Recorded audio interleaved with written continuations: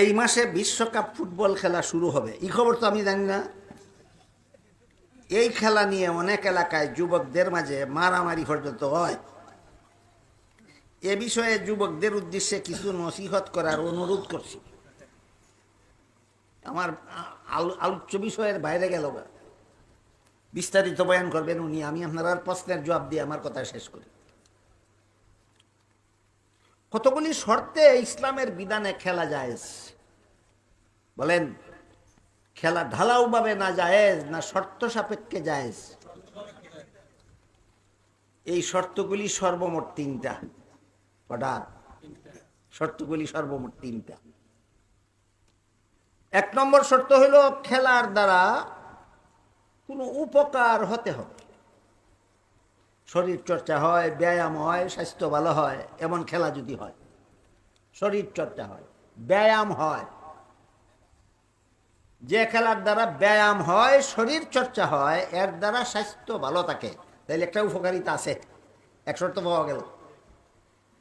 যেমন যেমন যেই খেলার দ্বারা ব্যায়াম হয়, স্বাস্থ্য ভালো থাকে, শরীর চর্চা হয়, এমন খেলার একটা উদাহরণ হইল লুডু খেলা,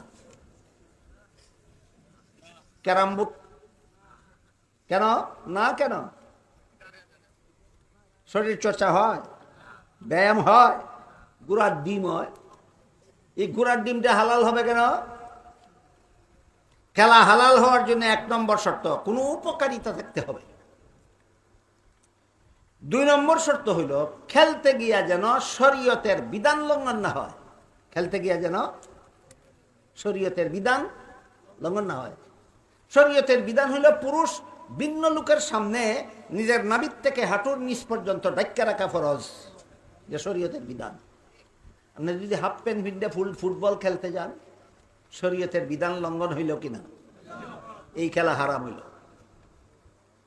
ফুটবল খেলতে গেছিলেন বেলা 3টার সময়, সূর্য ডুবে গেল, খেলতে খেলতে আসরের নামাজ কাজা হইয়া গেল, খেলতে গিয়া শরীয়তের বিধান লঙ্ঘন হইল কিনা?